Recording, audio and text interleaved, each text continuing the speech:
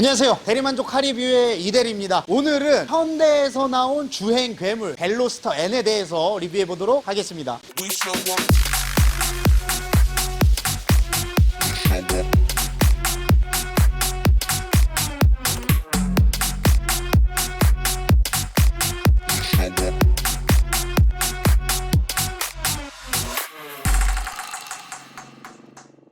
제가 오늘 가지고 온 차량은요, 벨로스터 N 수동 차량입니다. 현대에는 N이 붙는 애들이 몇 개 있어요. 아반떼 N이라든지 i30 N이라든지 이런 식으로 N이 붙는 애들이 있는데, 이 현대에서 N이 붙는 차들은 외제차로 비유를 하면 벤츠의 AMG 그리고 BMW의 M 시리즈처럼 스포츠 특화된 기능을 가진 차량들입니다. 그래서 같은 벨로스터랑 비교를 했을 때 엔진 성능도 훨씬 더 우수하고, 가격 같은 경우에도 이제 벨로스터는 2천만 원 초반에 시작을 한다면 벨로스터 N 같은 경우에는 900만 원 더 이상 비싼 3천만 원 초반대로 시작을 하는 주행 능력이 굉장히 우수한 차고요. 그리고 이제 벨로스터 N의 대표 모델 같은 경우에는 DCT 8단이라 그래서 이 DCT 오토 기어를 이야기를 많이 하는데, 오늘 제가 가지고 온 차량은 이제 DCT는 아니고 수동 차량입니다. 근데 뭐 우리가 그냥 아반떼 깡통에 수동 달린 것처럼 돈이 없어서 수동을 끼는 게 아니라 다른 옵션을 다 넣었는데 그 오토 기어를 빼버린 겁니다. 이유는 뭐냐면 이 차를 사시는 분들이 특성이 달리는 걸 좋아하기 때문에 주행의 재미를 위해서 수동 기어로 선택을 했습니다. 자, 이제 앞서 설명은 이 정도로 마무리 짓고요. 앞에 디자인부터 보도록 하겠습니다. 앞에 디자인을 보면 그릴이 일반적인 자동차보다 더 큰 걸 볼 수 있습니다. 나 잘 달려요 하는 느낌으로 굉장히 그릴이 크고, 그리고 이제 밑에 쪽 보시면 이제 크롬이 들어가 있는데, 또 이대리 마음을 어떻게 알고 무광으로 이렇게 들어가 있습니다. 이 무광이라 너무 마음에 들고, 이런 식으로 이제 빨간색 포인트가 들어가 있고요. 그리고 번호판 같은 경우에는 이제 요즘은 저 끝에 이렇게 코리아가 달려서 나오잖아요. KO와 이런 식으로 달려서 번호판이 들어가 있는데, 여기서 또 NG가 있어요. 뭐가 있냐면 현대 엠블럼이 또 너무 웅장하게 커. 이거 이러다가 거의 엠블럼이 그릴 크기까지 커지는 게 아닌가 싶을 정도로 너무 크게 들어가 있고, 그리고 옆쪽에 N9이기 때문에 저런 식으로 이제 N이라고 들어가 있는 걸 볼 수가 있고, 그리고 헤드램프 쪽을 보면 헤드램프 같은 경우에는 요거는 좀 특이한 것 같아요. 보통 선으로 많이 있는데 얘는 구슬처럼 되게 많이 LED를 박아놓은 모습을 볼 수가 있습니다. 약간 진주 구슬들 마냥 이렇게 돼 있는 걸 볼 수가 있고, 안쪽에 방향지시등이 벌브 방식으로 다마가 들어가 있네요. 그거는 조금 아쉽다는 생각이 들고, 헤드램프 디자인은 그냥 무난하게 잘 뽑힌 것 같습니다. 이런 구슬 같은 것도 적당하게 이쁘게 나왔다는 생각이 들고요. 휠 모습을 한번 보도록 하겠습니다. 휠은 디자인은 그냥 특별하지 않아요. 그냥 무난한 디자인인데, 휠 크기가 차 크기에 비해서 굉장히 큰 걸 볼 수가 있죠. 19인치 휠이 탑재가 되어 있고, 그리고 이 타이어 같은 경우에는 굉장히 타이어가 얇습니다. 이 타이어가 얇게 되면 밑에 접지력이 높아지기 때문에 코너링이라든지 이런 부분에 훨씬 더 매끄럽게 주행이 가능하고, 단점은 그때도 제가 말씀드렸는데, 이렇게 두툼한 타이어 같은 경우에는 공기가 많이 들어가 있는데, 이 타이어 같은 경우에는 공기가 많이 들어가 있지 않기 때문에 비 오는 날이나 이런 날에 조금 더 미끄러지기 쉽다는 단점은 있습니다. 그리고 캘리퍼는 역시 N9이니까 안쪽에 N이라고 적혀있는 이제 빨간색 캘리퍼가 들어가 있는 걸 볼 수가 있고요. 그 다음에 이제 옆라인을 봐야겠죠. 옆라인을 보면 일단 밑에 이런 식으로 빨간색으로 포인트가 들어가 있고, 그리고 이제 백밀러를 보면 그냥 일반적인 백밀러 디자인인데, 사실 현대에서는 N9 외에 또 N 퍼포먼스 파츠라는 게 있어요. 그 N 퍼포먼스 파츠가 뭐냐면, 이것도 약간 BMW로 비유를 하면 M 패키지처럼 조금 더 스포티한 디자인을 추가를 할 수가 있는데, 제가 리뷰하고 있는 벨로스터 N 같은 경우에는 N 퍼포먼스 파츠는 빠졌습니다. 만약에 이게 N 퍼포먼스 파츠가 들어갔다면 카본 형태로 백밀러가 감싸졌고, 그리고 이제 뒤쪽을 보시면 뒤쪽 스포일러 역시 N 퍼포먼스 파츠를 추가했다면 얘도 카본 형태로 들어갔겠죠. 사실 이제 라인은 전형적인 해치백 라인입니다. 제가 저번에 클리오 리뷰했을 때 우리나라는 해치백 지옥이다라는 말씀을 드렸는데, 이 벨로스터는 어떻게 보면 그 해치백 지옥에서 살아남은 차라고도 이야기할 수가 있습니다. 물론 판매량이 많은 건 아니지만 많은 매니아와 팬을 가지고 있는 차량이기 때문에 해치백 모습임에도 불구하고 어쨌든 인기가 있다고 말씀을 드릴 수가 있고요. 그리고 뒤에 문을 보면 이 2열에 있는 문이 이런 식으로 스파크처럼 열려요. 열리는데 얘는 조금 특이한 게, 오른쪽은 뒤에 문을 열 수가 있는데 왼쪽은 막혀 있습니다. 우리가 택시 타면 왼쪽으로는 문을 못 열잖아요. 그것처럼 오른쪽에만 문이 열린다는 거. 그리고 이제 뒷모습을 보면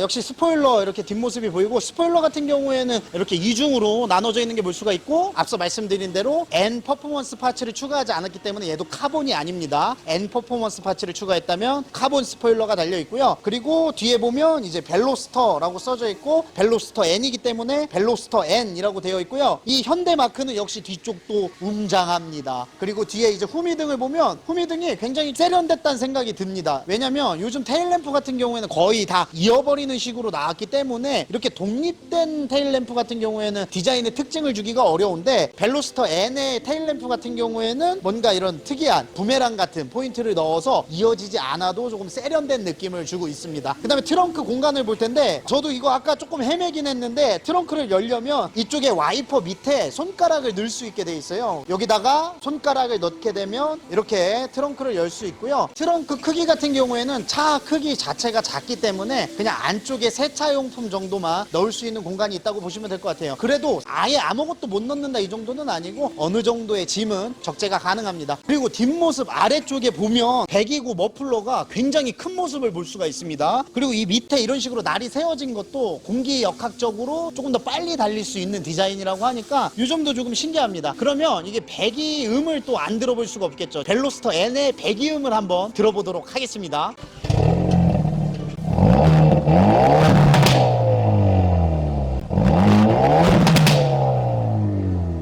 들으셨나요?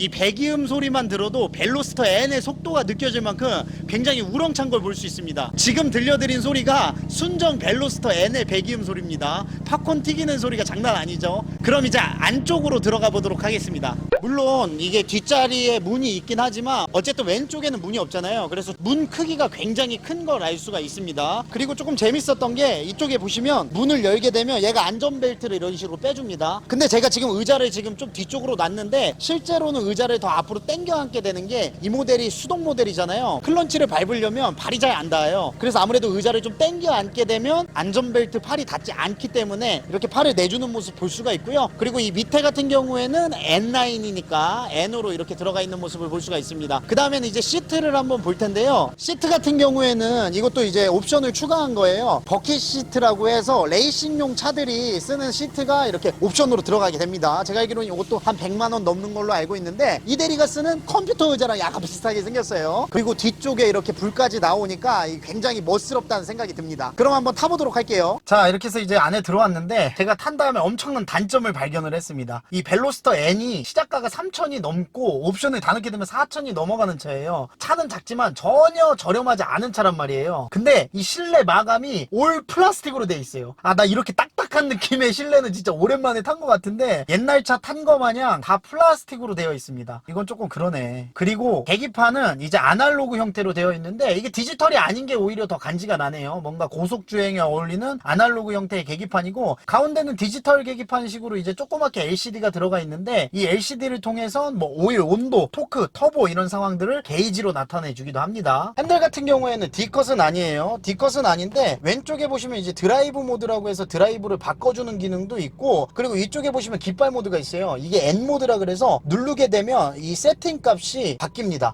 스피드 모드로 세팅값이 바뀌고 그리고 M 모드를 한 번 더 누르게 되면 커스텀을 사용을 할 수가 있는데 커스텀이 뭐냐면 내가 달리고 싶은 자동차 주행값을 세팅을 하는 거예요. 그래서 가운데 이 디스플레이를 통해서 N 모드 이런 식으로 누르게 되면 안쪽에 커스텀이라고 있습니다. 이 커스텀을 누르면 이런 식으로 엔진, 서스펜션, 스티어링 같은 이런 세팅값을 나한테 맞는 주행 세팅으로 바꿀 수가 있습니다. 그래서 내가 뭔가 주행이 민감하다 아니면 나만의 주행을 하고 싶다 하시는 분들은 이런 세팅값을 통해서 조금 더 디테일한 주행이 가능하고 그리고 이제 수동이기 때문에 이런 식으로 이제 기어봉이 있는데 와 기어봉이 이렇게 짧고 동그라니까 한 손에 확 파지가 되잖아요. 굉장히 귀엽다는 생각이 듭니다. 굉장히 귀엽게 잘 나온 것 같고요. 그 밖에 실내 디자인은 딱히 특별한 특징은 없습니다. 그냥 올 블랙으로 마감이 되어 있는 모습을 볼 수가 있고요. 이 뒷자리를 한번 타보도록 하겠습니다. 자, 뒷자리에 탑승을 했는데 이 뒷자리 같은 경우에는 사실 큰 기대가 되지 않는 차량이잖아요. 근데 이 차 기대값에 비해서 나쁘지 않은 뒷좌석을 가지고 있습니다. 아주 장거리는 좀 불편할 수 있겠지만 이 머리도 생각보다